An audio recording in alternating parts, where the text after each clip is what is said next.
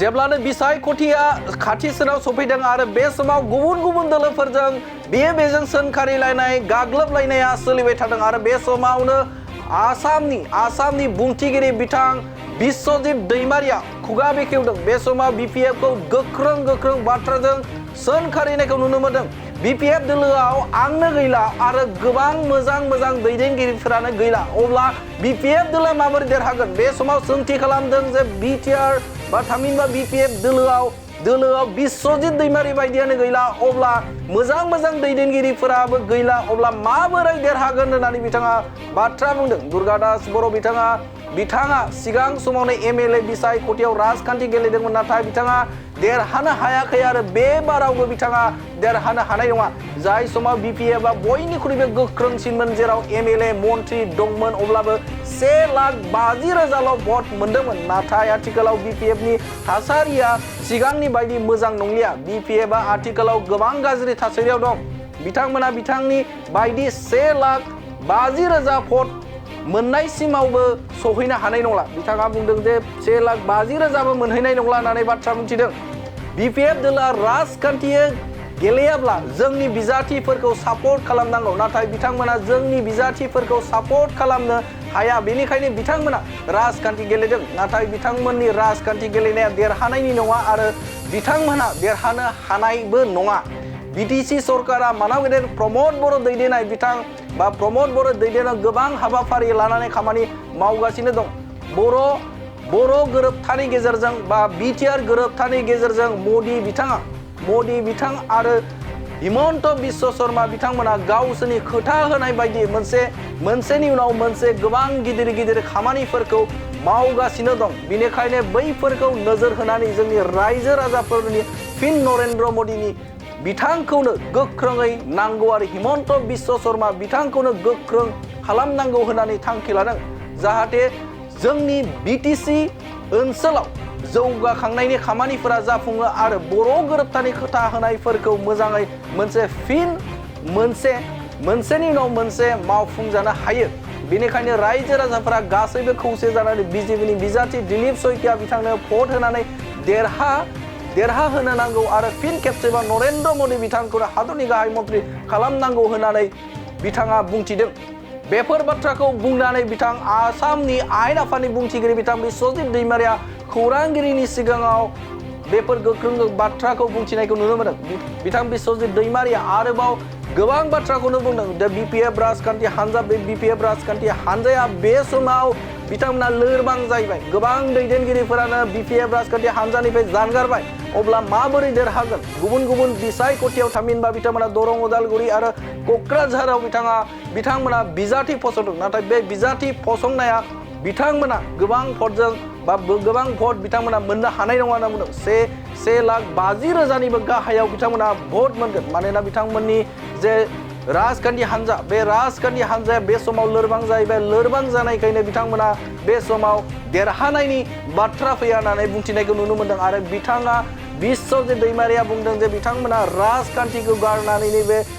एनडिएनि बिजाथि थामहिनबा बिथांमोना एनडिएनि बिजाथिखौ बे समाव भट होनानै बा सापर्ट खालामनांगौ होननानै बाथ्रा बुंनायखौ नुनो मोनदों। बे समाव नोंथांमोननो मोनसे राजखान्थि रादाबखौ बे समाव नोंथांमोननो होबाय। गोजोन्थों। नङा, आंथ' जेबो मोनथिया बाहेरानि खोथाफोरखौ, खिन्थु आंनि पानेरि समस्तियाव सम्पुर्ण भाबै जोंनि नरेन्द्र मदि आरो हिमन्त बिश्व शर्मा मानाव गेदेर बिथांनि जि केन्डिडेट दिलीप शइकिया बेनोनो भट होगोन बयबो। आरो मानो आंनि समाव जोंनि मानाव गेदेर chief minister doctor Himanta Biswa Sharma आरो मदि बिथांनि अननायावनो 1,500 कौटिनि जोङो स्किम मोनबाय आरोखि। आरो जोंनो माखासे होबावबाय दाख्लैबो 250 कौटिनि बेयो मंगलदै भुटियासां रेल क्रसिं टंलायाव आरो भेरगाव स्टेडियाम बेखौबो बिथाङा आरोबाव दाख्लैहाय घोषणा खालामनानै होलांबावबाय। आं सानो बिनि उनाव जोंनो आरो सोरखौ नांगौ बा जोंनि समस्तिनि मानसिनो सोरखौ नांगौ। बेनि उनाव जिहेतु इउपिपिएल बिजेपि जयेनावनो दं आरो बिटिसि सरकाराबो मानाव गेदेर प्रमद बर' बिथांनि दैदेननायाव बहुत माखासे हाबाफारि लानानै खामानि मावगासिनो दं। बेराफारसेथिं बिटिसि बर' गोरोबथानि गेजेरजों गोबां बायदिसिना जोंनो माने मदि बिथां बा हिमन्त बिश्व शर्मा बिथाङा जोंनो खोथा होदों आरो मोनसेनि उनाव मोनसे दिनै मावबोगासिनो दं दिनै मेडिकेल कलेजआ अलरेडि सोलिगासिनो दं माने माबायाव मा होनो तामुलपुराव कनस्ट्राक्सना सेन्ट्रेल इउनिभारसिटि बेबो दिनै जानायनि लामायाव थांगासिनो दङ आरो गुबुन गुबुन जेफोर खामानिफोर गिदिर गिदिर बेफोरबो सोलिगासिनो दं आं सानो बे बेलायाव जोंनि रायजो राजाफोरनो फिन मदिखौनो गोख्रों भाबै नांगौ आरो हिमन्त बिश्व शर्मा बिथांखौनो जोङो गोख्रों खालामनांगौ बेवहाय आरो जायनि दारै जोंनि बे बिटिसि ओनसोलाव गोबां माने जौगाखांनायनि खामानिया जायो आरो जोंनि बर' गोरोबथानि जेफोर खोथा होनाय बेफोरखौबो जों जाहाथे मोजाङै मावलांनो हायो खारन बिथांमोना गासिबखौबो खोथा होनाय लेखायै दा मोनसे उनाव मोनसे मावगासिनो दं आं सानो रायजोआ निस्सय बेखौनो लानानै गासिबो खौसेयै माने दिलीप शइकियानो बा बिजेपिनि केन्डिडेटनो भट होगोन आरो फिन खेबसेबाव नरेन्द्र मदिखौनो प्रधानमन्त्रि खालामगोन नाथाय बेरेखा हानजा जायफोर बिपिएफनि बुंदों माने बिथाङा जिहेतु एमएलएफोरजों लोगोसे उदालगुरि जिल्लायाव मोननै बियाबाव बिथांमोना जिहेतु एक्जिस्टिं एमएलए दङ दा बिथांमोनखौ देरहानाया गोख्रों नङा नाय बिपिएफहा जे समाव बिपिएफआ सबसे गोख्रोंमोन जेरावबो एमएलए दंमोन मन्थ्रिबो दंमोन अब्लाबो 1.5 लाखसोल' भट मोनदोंमोन होमब्लाथ' आंबो दंमोन मोनथिबायना बे समावबो नाथाय बिपिएफनि हालोदा बै समनि नंलिया दा बिपिएफआव आंनो गैला जौस्रां बर'आनो गैया आरो गोबां दं आं दा नाम लानानै बुंदों जे जोंनो बिपिएफआव दा गैला जि समाव 1.5 लाख मोनदोंमोन आरोथ' गोबां नोंथांमोनाबो मोनथिगौ गतिके बिपिएफआ माने मैया दाख्लै अबस्थाया बिराद गाज्रिमोन बिनिख्रुइ एसे मोजां जादों नाथाय बिपिएफआ आगोलनि बै 1.5 लाख भट मोननायसिमावनो सफैयाखै आरोखि गतिके बे हिसाबै आं सानो आरो जियानो जायाथों नाथाय बिथांमोना राजखान्थि खालामदों गतिके राजखान्थि खालामदोंब्लाथ' बिथांमोना इलेक्सन गेलेनांगोन इलेक्सन गेलेनांगोन नालाय जेनखागोन होननानैथ' माने फिल्डआव हाबा गतिके देरहागोन होननानै हाबनांगोन आरो मिजिंखौबो देरहानाय लानानै गेलेनांगोन गतिके बे मात्र धोरोमल' आरोखि राजखान्थिनि मोनसे धोरोम बिसोर राजखान्थि नालाय गेलेनांगोन आरो नङाबा बिसोरो जोंनि केन्डिडेटखौ सापर्ट खालामनांगोन दा बिथांमोना सापर्ट खालामनो हाया ओंखायनो बिथांमोना गेलेदों नाथाय बिथांमोननि गेलेनाया देरहानायनि नङा आरो बेजों बिथांमोना देरहानो हाया अदेबानि राजखान्थि हान्जा होनांगोन दा जोंना मानाव गेदेर एमएलए बिथां दुर्गादास बर'आ आगोलावबो एमएलएमोन आगोलावबो इलेक्सन गेलेदोंमोन एमएलएनि अब्लाबो बिथाङा देरहानो हायाखै आरो दाबो बे एखे भटखौनो मोनगोन बिथाङा गावनि जिखिनि भट नाथाय बियो माने मंगलदै लकसभा माने बिसायख'थियाव माने जेबो बेबायदि मोनसे माने मा होनो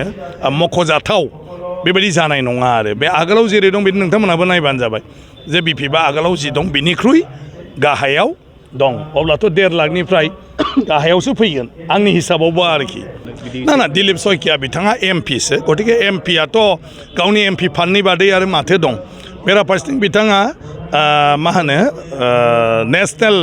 पार्टिनि जेनेरेल सेक्रेटारिमोन आरो बे हिसाबै बायदिसिना स्टेटआव बिथांहा माखासे माबा दङमोन ओंखायनो बिथाङा बेयाव थांदों नाथाय रायजोआ दिलीप शइकिया बा केन्डिडेटखौ लानानै नङा रायजोआ दानि सरकार मदि आरो हिमन्त बिश्व शर्मा बेखौ लानानैसो भट होगोन गतिके रायजोआथ' दिलीप शइकियानि थाखायनो जोंनो माने लाख टकिया आइडियाव आसनिखौ नाङा जोंनो अरुण'दय नाङा होननायथ' नङाना रायजोआ नांगौखौनो होनगोन आरो नांगौब्लाथ' सोरखौ नांगौ हिमन्त बिश्व शर्मा आरो नरेन्द्र मदि आरो नरेन्द्र मदि हिमन्त बिश्व शर्माखौ नांगौब्ला भटखौ सोनो होनांगोन बिबारनि सावगारियाव भट होनांगोन पदम बिबाराव गतिके राजखान्थियाव बे जायो नाथाय आं सानो जे खुब गोरलैयैनो देरहागोन आरो गोबां भटआवनो देरहागोन बिखुं सानाय हान्थु सानाय फाफ्लियाव सानाय साइटिका आर्थराइटिस नार्भजों सोमोन्दो गोनां बेराम जानायफोरनि थाखाय मोनसे मोजां खौरां बङाइगावआव थानाय यामाहा श'रुमनि साखाथियाव थानाय रे मेडिकस बरफारायाव फैगौ 19 खालार मंगलबारखालि डक्टर शम्भु कुमार सिंहआ फुंबिलिनि 10 रिंगानिफ्राय 5 रिंगासिम बेसेन नाङै सावस्रि सिबिथाय बादायाव नुजाथिफैगोन बेवहाय गाहायै बिखुं सानाय हान्थु सानाय फाफ्लियाव सानाय साइटिका आर्थराइटिस नार्भजों सोमोन्दो गोनां बेराम आरो गासैबो रोखोमनि बेमारफोरखौ बेवहाय फाहामनाय जायो रेबथुम एबा मुं थिसननो थाखाय 100 रां लानाय जागोन गोबां मिथिनो थाखाय 9954341429 आरो 7002153489 बे नाम्बाराव सुलाद लानो हागोन